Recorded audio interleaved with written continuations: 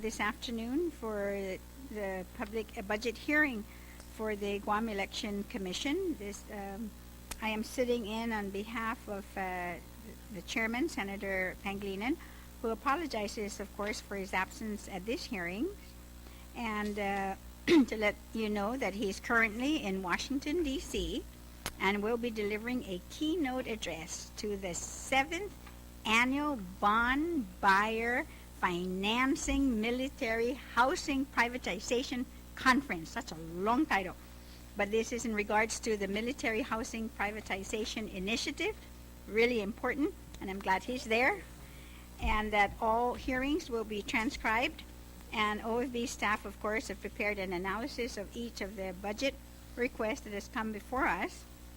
So I'm definitely very pleased with that, and also pleased to be here on behalf of Senator Pangelinan. I'd like to again welcome my colleagues who have joined me this afternoon, and the Majority Leader, Senator Respicio, thank you. Senator Yamashita, Senator Mana Silva Tyron, and Senator Tony Ada, and to my far right will be Senator Dennis Rodriguez. Thank you very much for joining me this afternoon. I'm going to allow then Ms. Pangelinan for you to give us then, of course, a briefing, or of course your defense of your budget, and then I would proceed with an analysis, of course, of the budget packet that has been submitted, and we'll have some questions for you. Okay. Sidzus Masi, Speaker. Oh, one more. I have to apologize. Yes, because it is a budget hearing, and through legislation, by law, we need to then swear you in. And I'll have Sergeant at Arms do that.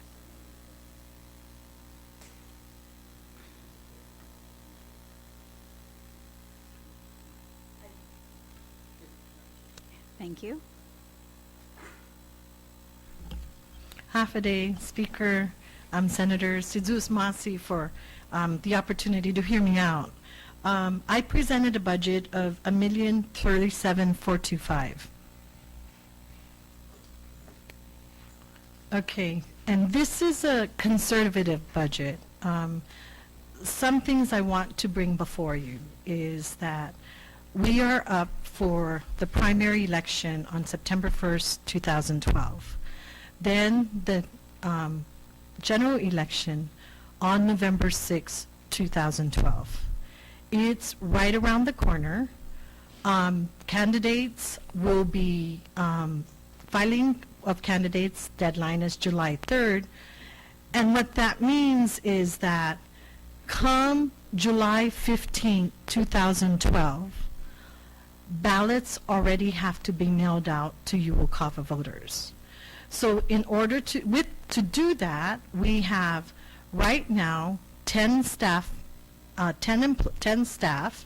They're very good and hardworking, and that includes myself, by the way. And we're up for overtime hours coming.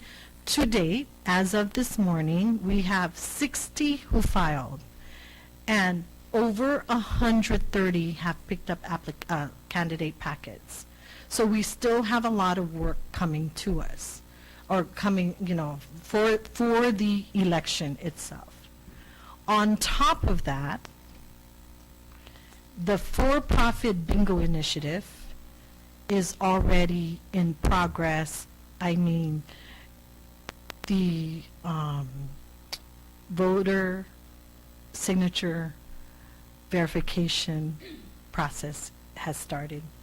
To date, the for-profit initiative proponent has said that they have submitted over 4,000 signatures. Okay, we're in the process of verifying that. Each petition has 15 signatures, and so they're saying that they've turned in over 4,000. Our average is about 9 per petition. Maybe that's maybe 8, maybe 9 we were able to verify. And that's to no fault of theirs. What we use for verification is general election voter rosters, right? So this budget that I submitted to the Office of Speaker Ben does not include the additional cost for the initiative. Is it going to be on the general election? I don't know. We're working to see what we can do with that. Based on the timeline, it is possible. This budget does not also include some obligations that we've had in the past. And two of those are the two major ones, and probably the two only ones that I know of, are our legal counsel and our election systems and software. The initial prior year obligations I brought to Speaker Ben's office was for only $40,000 for election systems and software. As of last week, or a week and a half ago, election systems and software said if I don't give them $74,000, I need to give them $74,000 before we proceed with the primary election. I've been working with the governor's office, and we're going to work with the Department of Administration to see if we can get that. The cost of the primary election, word has it that it's about $225,000. Well, I just received a quote on Friday for just the ballot itself, just the ballots for the general and the primary elections, for both. Just the ballots, the ballot tabulator, and the site support comes up to $77,000. Of that $77,000, I believe $50,000 is covered in the fiscal year 2012 budget. And so what I want to say is the ballot initiative, the for-profit bingo initiative, that's something that is out of this, nowhere inside any the fiscal year 2012 budget, not in the fiscal year 2013 budget. The other things that have been included are standard practices and those that were mandated for us. I want you all to know that one of the things, the cost for purging is about $6,000. And what that means is that we go through the rosters, verify who hasn't voted in the past two general elections, then we have to mail out the letter to notify them. And that cost is about $6,000 to $7,000. And we did that after the 2010 elections. So if you want a real accurate figure as to how much money the Guam Election Commission needs, as of the date of the submission of May 25th, that's as accurate as I could have gotten. As I spend the days there, long days, mind you, that number is going up. I was asked to estimate how much the cost of initiative is. The post office alone is $25,000. That does not include the printing of the information leaflet that we need to send out. That's probably about $38,000. And that figure is from 2006.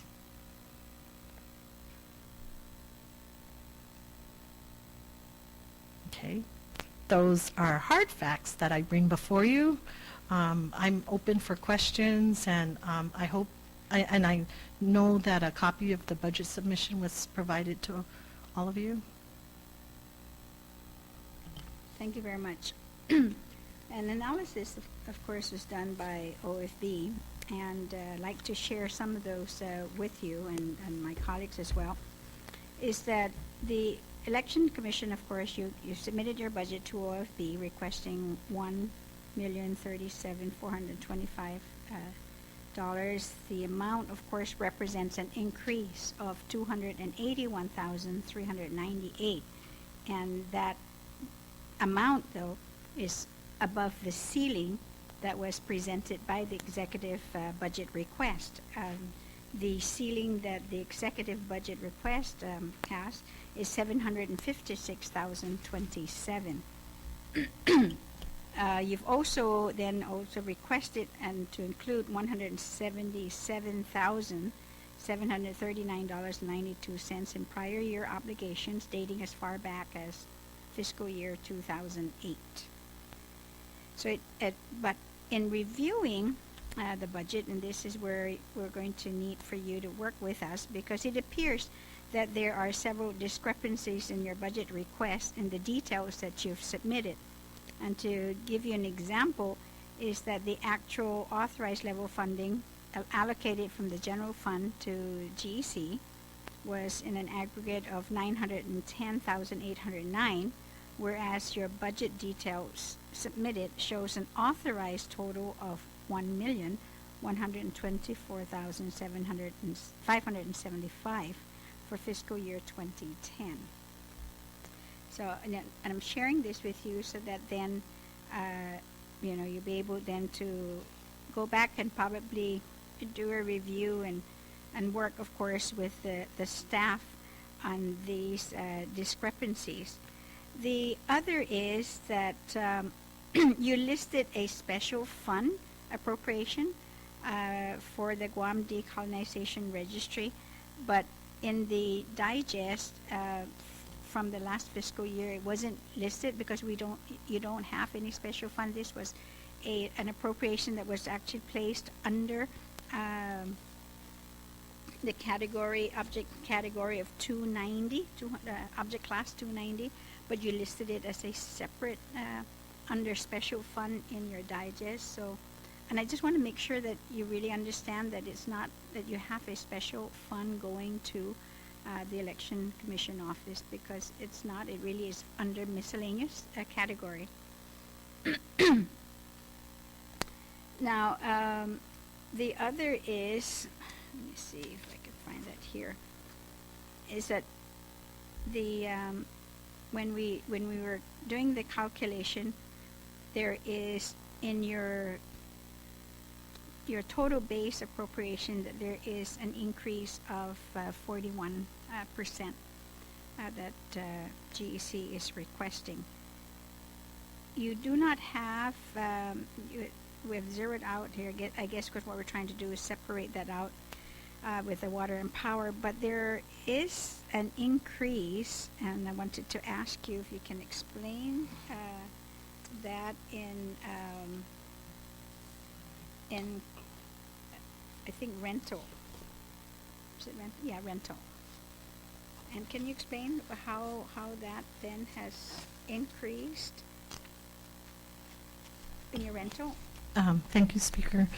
In February of 2011, as most of us may know, before February 2011, the Guam Election Commission was going to be evicted from GCIC. It was, everything was resolved, and in February 2011, the Guam Election Commission signed a contract with the Guam Capital Investment Corporation, GCIC. That contract stipulates that there's a year one and year two ends September 30th, 2012. The rental will be at the same rate, $9,830 some a month. Come year three, starting October 1, 2012, a new rate will come into effect. So that's a contractual obligation, unless I can give them 90 days to leave. I can give them 90 days to get out of the building, but right now it seems to be working and we're fixing it up. The increase is based on the contract that was signed in 2011. Okay. I mean, in spite of the fact that rates are going down for the, rental, theirs are going up, where you weren't able to negotiate that at all? Thank you for asking, Speaker. I've been working with the landlord in terms of renovation as well, and it's a little bit difficult considering the payment history of the Guam Election Commission at this point in time. If I were to look at it from a business perspective, let's reestablish our credentials and pay them on time for at least a couple years, and we'll see where we go from there. We have been paying them on time, starting, I believe, in February, and so that's where I'm going with that. I will go back and let them know, but as I look at the directory of the building, people are moving out, but people are moving in quick enough too. On your budget digest for contractual, there's a discrepancy where you've listed your total request for contractual is $305,000, but then when you go to your Schedule B, the breakdown, you have $288,520. There's a difference of about $16,000, and can I ask that for you to submit then to the committee the difference, the breakdown of that difference, because in what you listed in Schedule B, you have the lease for the building, legal services, vote tabulation, vehicle lease, voter registration system for UOG, copier, telecommunications, election return center at $288,520. But in your other digest, where you summarized everything, is $305,000. So there's that discrepancy of a difference of $16,000. And if you could, either now you can tell us what they are, and then later we can get a written copy from you. Speaker, it may be in the forms. It may be in the forms in that these are the forms that were given to us by BBMR, and I was very appreciative of the forms so that it'd be easier in the processing. If you notice, in the schedule, there is no room for rental, and rental is object class 233.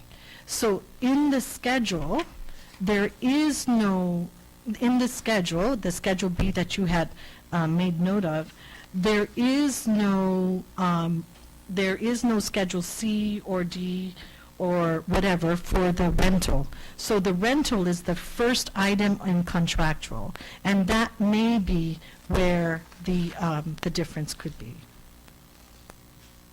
And otherwise, I'll go back and make sure I can reconcile that. Okay, yeah, that will be good, because if you look at your budget digest, I see a $16,000, but that was for under the decolonization registry, but I don't want to make that assumption. The explanation, I think, would need to come from you. Okay.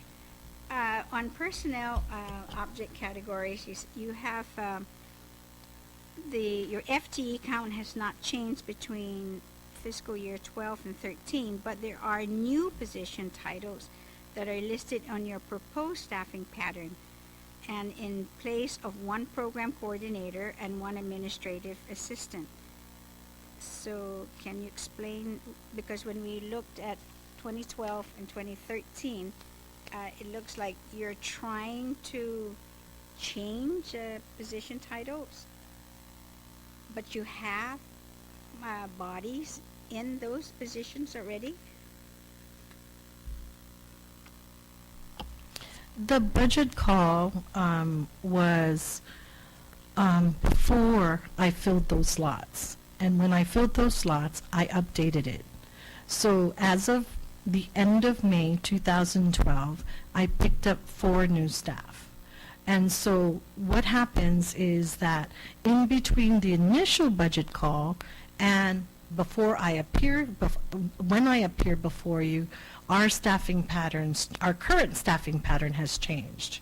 and hence the current staffing pattern and the proposed staffing pattern at this point may be just about the same, except that for the fiscal year 2013 budget request, the 4 new staff that I picked up, we've only committed to them up until January 31st, 2013. Your employees are classified or unclassified? All of us are unclassified. So from the very top, including me, all the way to the very bottom.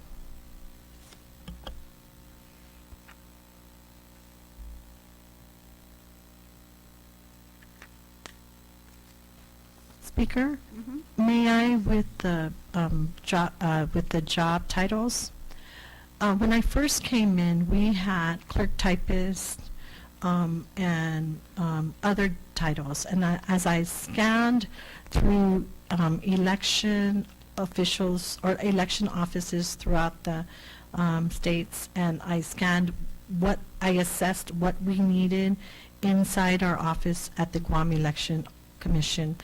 I've consulted with our HR, the Department of Administration, Human Resources. I promote generalists, which means we cross-train across GEC. When you come into our office, I think probably the least knowledgeable about the front office is me, myself, and I, but I'm learning. So as you come into the office, any one of them should be able to help you. Hence, program coordinators is probably more appropriate for the Election Commission. And until such time as I find something else, I think at this point in time, and maybe for a long time, election program coordinators is a good title for the positions at the Guam Election Commission. Can we expect then that every election year, because when we're looking at supplies and materials, you went from $6,000 and your proposed now is to $34,000. That's a 467% increase. So can we expect to see that this increase only happens then on election year? Well, if you take a look at it, Speaker, because the primary election happens at the end of a fiscal year, and the general election happens at the beginning of a fiscal year, there really is no non-election year. But if that is true, then we're seeing then here a 460% increase in supplies and materials, and then for contractual services, an increase of 53%. Okay, Speaker, that's based on what was appropriated to us, not based on what was asked by the Election Commission. If I'm not so sure how it goes, but right now, the prior year obligations, I believe, is because of the lack of funding or lack of appropriation for those years.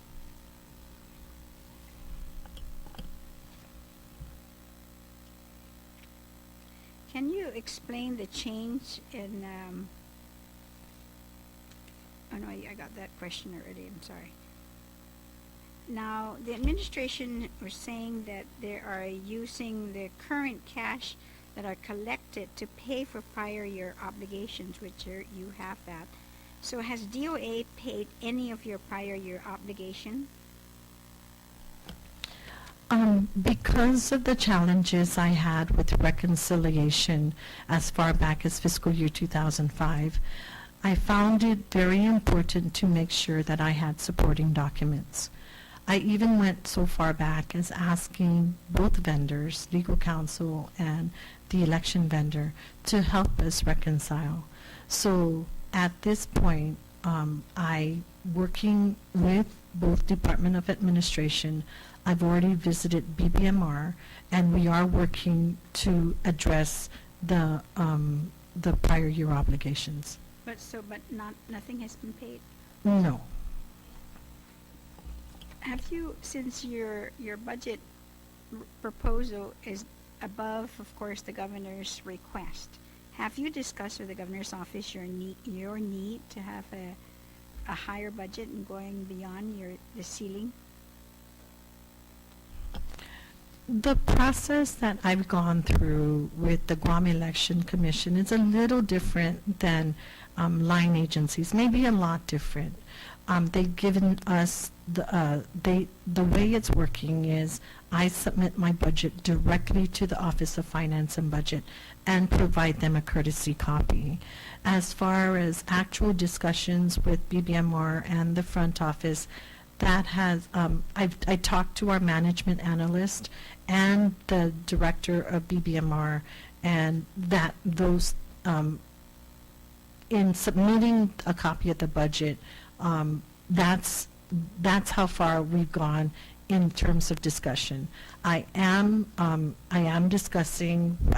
meeting, and we have one more meeting with the supervisor at BBMR with regard to our projections and addressing the prior year obligations. Now, you know that the governor has said time and time again is that there's a need to cut, of course, $43 million in our budget for the entire government of Guam. And so the question, of course, that knowing that and the budget that he submitted is definitely way below what you're proposing, the question, of course, that everybody would be asking is, how would you then be able, if, I'm not saying it is this, but these are possibilities that we always have to deal with, is the possibility of working at the governor's budget request, your ceiling. Then I would categorize and prioritize and ask you, the legislature, and the governor's office to let us know this is what we're dealing with, this is the cost, and most of the costs are actually mandated. So, then I'm going to say Speaker and the legislature, Governor and Lieutenant Governor, to which do you want me not to follow the law? Okay. The chairman, is he here? Or do I see it? Oh, I'm sorry. I'd like to welcome also Senator Frank Blas Jr. So, Mr. Chairman, Oversight Chair. Thank you, Madam Speaker.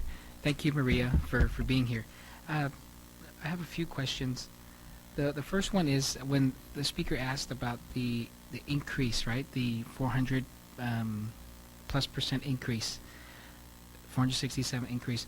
What can that be attributed to? Was it I wasn't clear. It wasn't clear. Was it the prior year obligations that?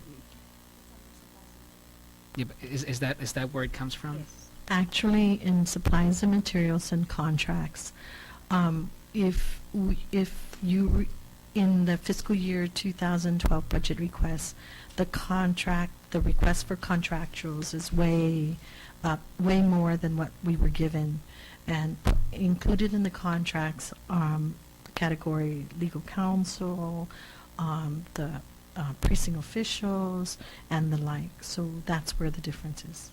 So okay, so that, and looking at the breakdown of what is needed to be paid from prior year, the most important, I mean, they're both important, both of them, the legal counsel and the ES&S payables. And you said 50,000 of that, of your current budget now, is to cover some of the obligations for the primary election. Primary and general, or just a primary?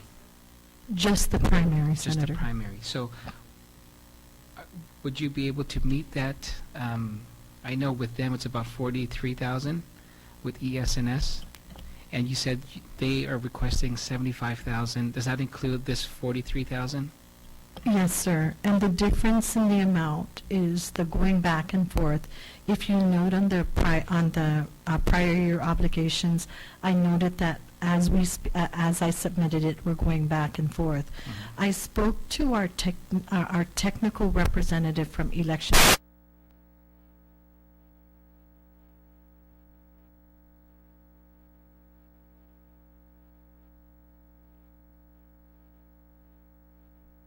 time. My objective is to get the $74,000 check, and we will renegotiate, because I believe there are some invoices where parts of the invoices may not be appropriate. The 74,000 does include the 40,000. So the difference between the 74 and 40 is for new expenses. No, sir. So what is the 74,000 come from? In reconciliation, there were some licenses that were costed out to us in fiscal year 2011. And it was for not tabulation, but the registration system. So that, plus the fact that I registered the contracts, 2 contracts with election systems and software. One is the first one being the tabulation, the second one being the registration, voter registration system. And so in reconciling both, the addition to the 40,000 is with the voter registration system. Additional costs from prior years that were not reflected in the sheet I submitted. Okay, so how far are we? And I know your discussions with the executive, with the administration on trying to get them this amount prior to our primary. The process has been set. I recognize that dealing with prior year obligations, that the budget law last fiscal year made it a different process. So actually I was very pleased to find out that the Department of Administration has the processes in place. And so after BBMR, the next step is to go, or not next, simultaneously I can go to DOA. How far is it? The number is there, the number that I need is there. Tony Blas was acting in the last 2 weeks, so I believe Benita will be back, if not today, sometime this week. We hope to address it by the end of the week.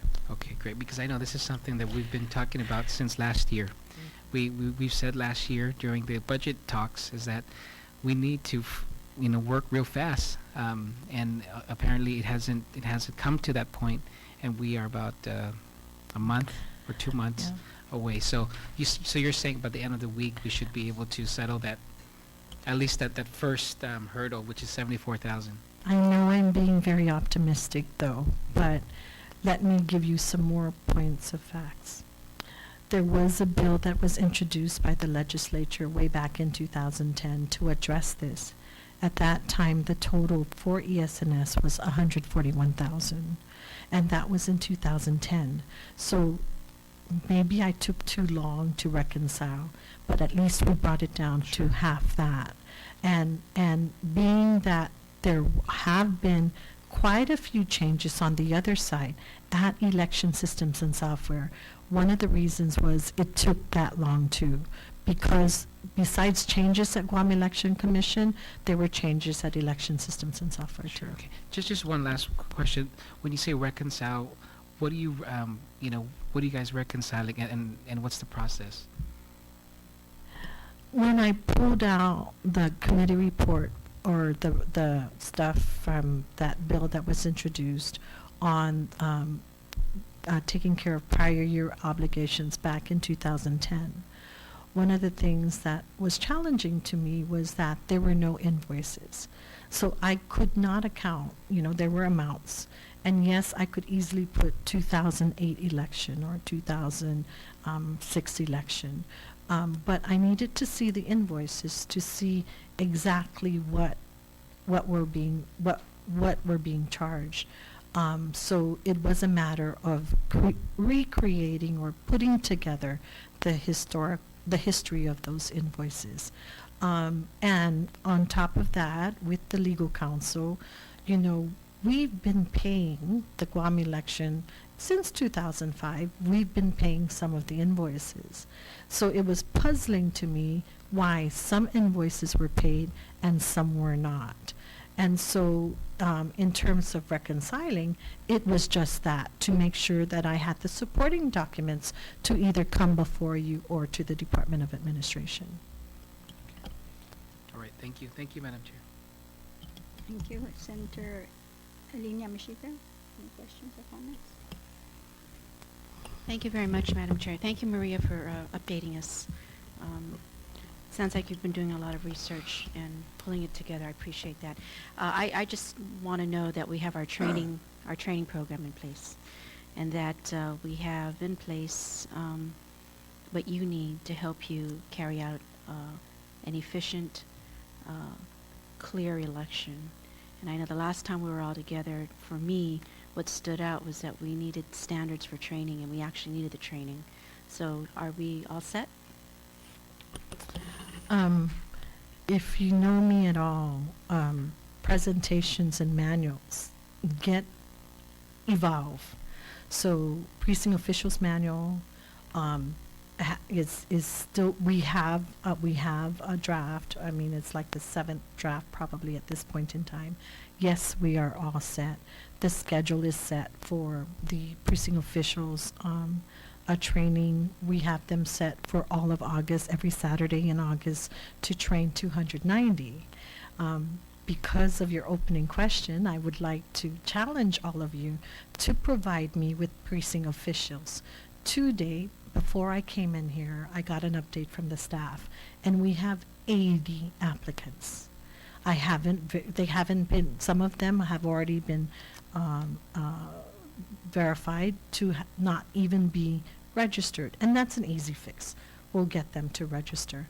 But I challenge you, all of you and all the rest of the island, to help the Guam Election Commission have a good election by providing us with precinct officials out there.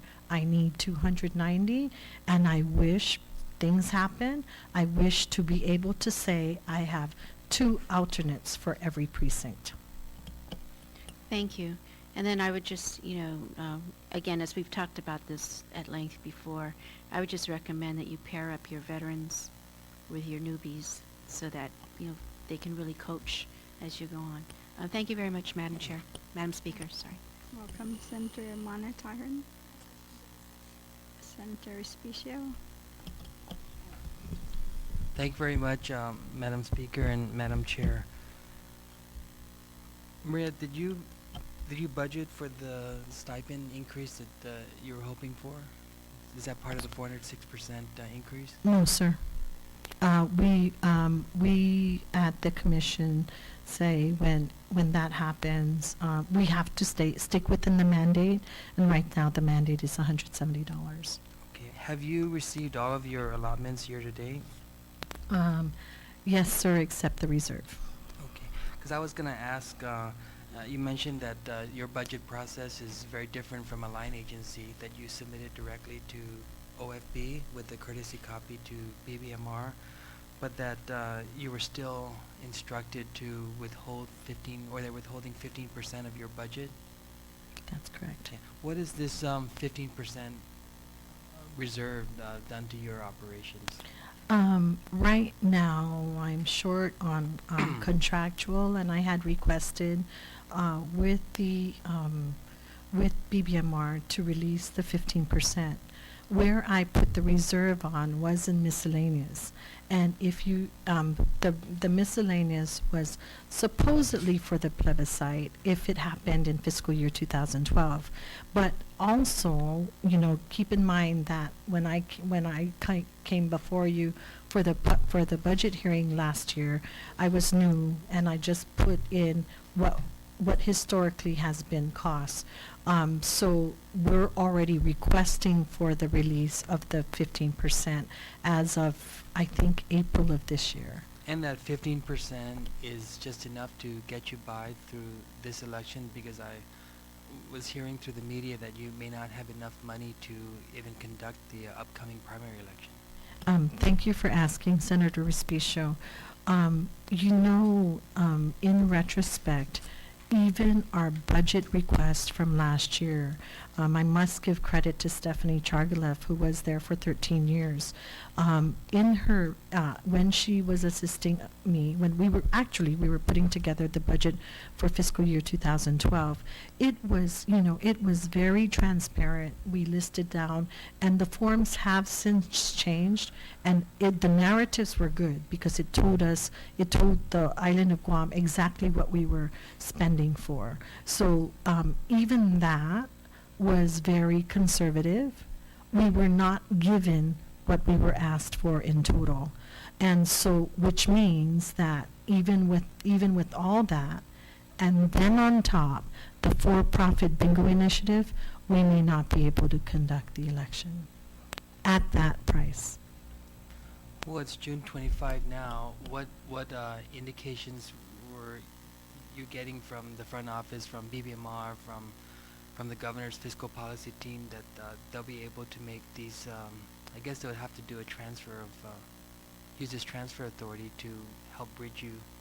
When we were doing the projections inside of BBMR, we were looking at options, and within the law, within their scope, it is probable that we can make the transfers into the Election Commission.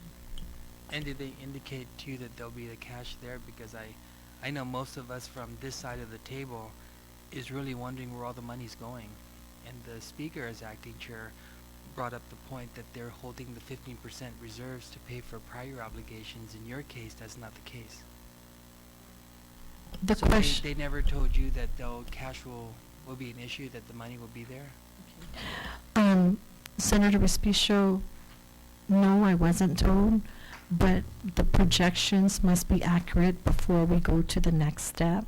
And so right now, they're showing that I underspent by 165,000. I'm trying to remember in personnel alone, because people have quit and I hired later. And so what BBMR and I are saying is that maybe I don't need that much based on the frugality that we have. But your 15% should not be on top of your lapses.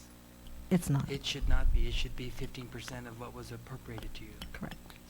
So you have to make sure. You mentioned it cost you $6,000 to $7,000 to purge, legally purge those voters off the voter listing through that process outlined by law.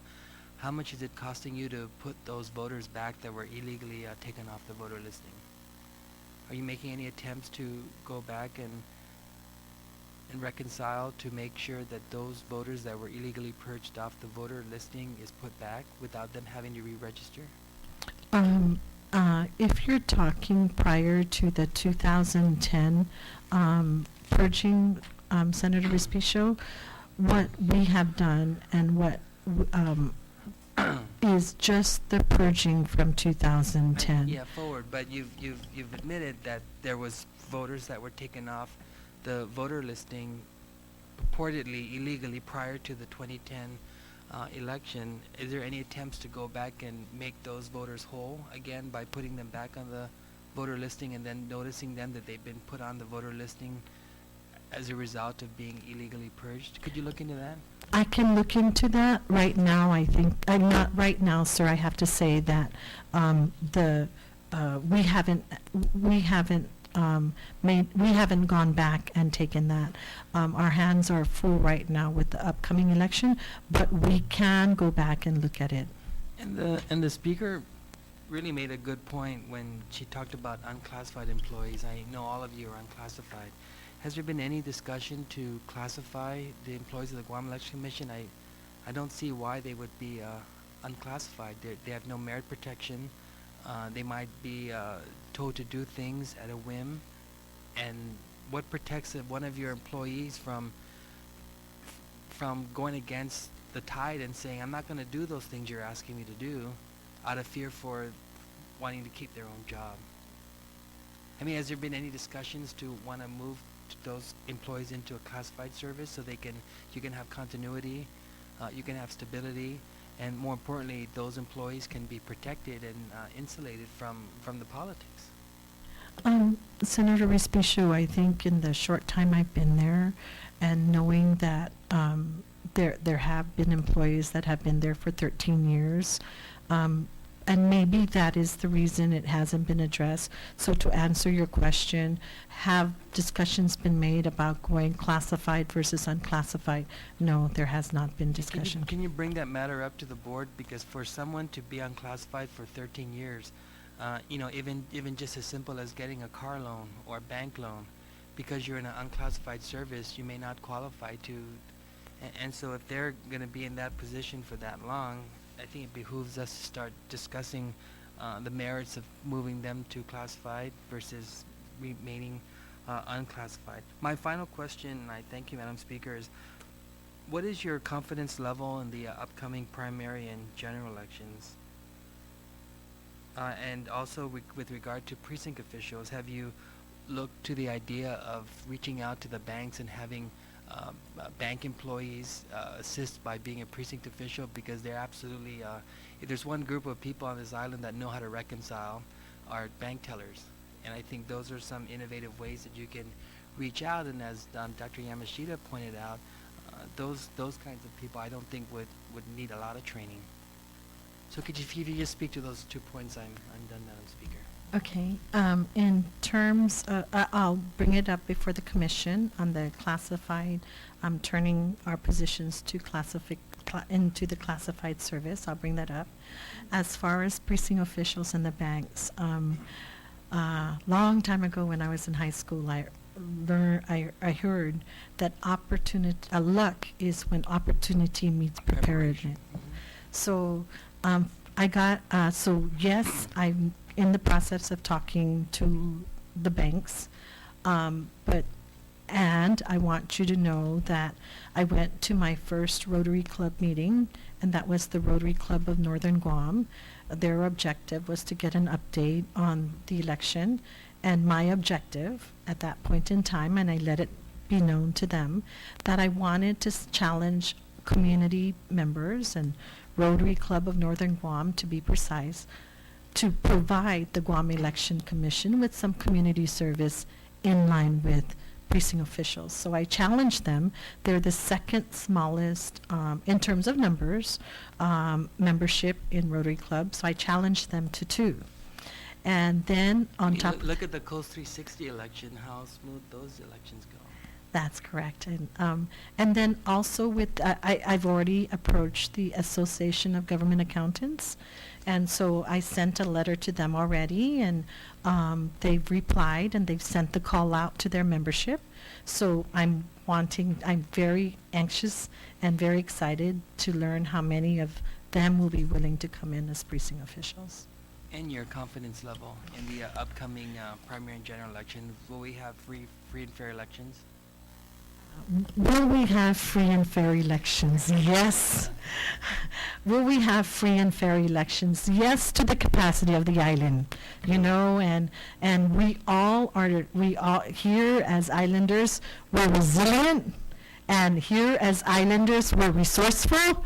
So Senator Respicio, I challenge you to provide me precinct officials.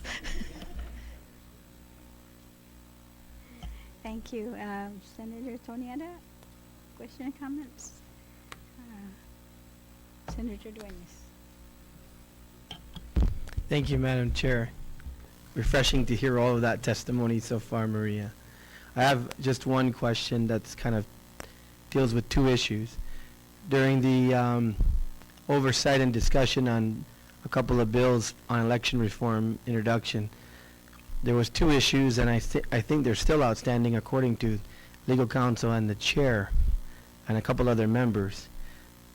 The Uakava and the provisional ballots were the issues that stood out as absolutely having to be dealt with in order to, as a follow-up to Senator Respicio's question, for having a clean, possible uncontested election. Does that still stand? Do we need to fast-track legislation on those two issues, even if it were just a standalone bill to get at least those two things done? If we were to follow the UOCAVA requirements, and we want to follow it, one of the things we have to do is offer the UOCAVA voter, Uniform Overseas Voters, offer them the opportunity to receive the ballot electronically. The local mandate prevents us from doing that. In answer to your question, yes. Okay. And legal counsel, the chair, and I, and the rest of the commission are in discussion about where we go from here. And so what about the issue on the provisional ballot? And I believe the technicality with regard to that issue. Would we not now issue provisional ballots, or how are we going to deal with that issue? The provisional ballots were used in prior elections, so right now, without the mandate, that's still an outstanding issue. Legal counsel, again, and the commission are in discussion since your last session. So then would it be fair then, because I've always respected the fact that not only yourself but your predecessors have always made it clear that you are clearly following the mandates issued by this legislature then. So would it behoove us then, or myself, to at least work with the chair and ensure that we introduce at least a standalone piece of legislation to deal with those two issues so that you don't run into legal challenges with regard to those, should they arise? Again, the issue is before all of us, Okay. and I must say that that has come to light during the committee of the whole Right. discussion. So, yes, it behooves us to do something about it. Thank you, Maria. I just wanted to get you on the record with regard to that so the committee can do that work. Thank you, and appreciate all the work you're doing. Senator Blas, do you have any question or comments? Maria, I have one more question. Earlier you had, in response to Senator Espicio's question, that you said that you have about 165,000 of unspent monies, and you're thinking that that could be from the vacant positions in between, from one leaving the position and before you're able to hire. But I'm also wondering too, is because you have the 250,000 that was appropriated for the decolonization registry that wasn't spent. Could it be that too, or a combination of the two? To remain transparent, let me let you know that in the beginning, when I started in April of 2011, I found before me that there was a $250,000 appropriation for the decolonization registry that was left untouched. So because of the push to populate the registry, I asked the commission what where they want me to go with that. So we immediately spoke with the front office.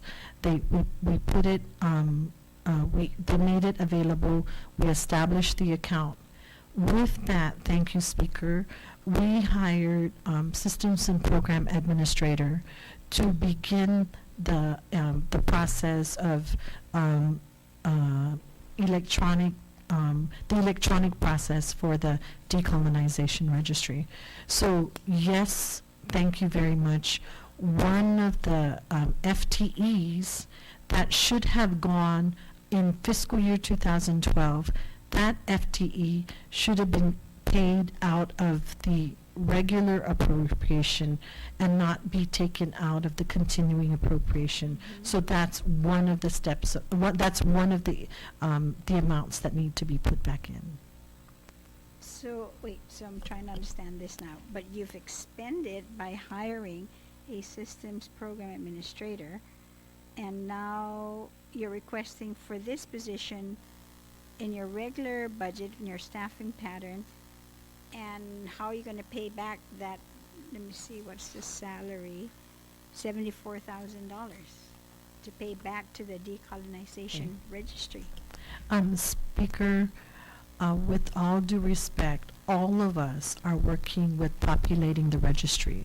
So instead of allocating actual expenditures of 10% of my time, 10% of the program coordinator's time, and what we need to get it done, what we've done is what I, in my mind, say, if we continue to leave it just for the remainder of fiscal year 2012, the salary of the systems and program administrator, that may be okay. Otherwise, there is still room to bring it back into the general appropriation. Because, I mean, I don't think there's any specification in terms of the 250,000 for the decolonization registry, but that it should be used for personnel. So I mean, of course, you know, I need to, it would have to be the chairman of OFB. I would, because I think he was the one that authorized, you see, that through legislation. So I really don't know. And I think that's something I'm sure already the staff is aware of, that they might want to probably discuss with you further. In terms of deliverables, and that's what I look for in terms of results, I think one of the things is we benchmark how many were in the registry before I started and how many are on there now. And so if, as we go back and figure out if the amount that was expended from the registry is worth the amount, the number of people on the registry, maybe it is appropriate for the decolonization registry. Okay. Unless, if anyone else have a follow-up question and others. Well, Ms. Pangelinan, I want to thank you very much for coming before the committee to testify on behalf of your budget. We still need to work with you, though, to fix some of the discrepancies that we found in your summary packet versus the breakdown of the details. And if you can also then provide the difference of that, identify the $16,000 difference, and or what, you know, those are for. Okay, so it's now 10 after 2 o'clock, and this concludes the budget hearing for the Guam Election Commission. For Wednesday at 9 a.m. we would hear Guam Memorial Hospital Authority, and then at 1 p.m. the Department of Law. So this concludes and adjourns this afternoon's budget hearing.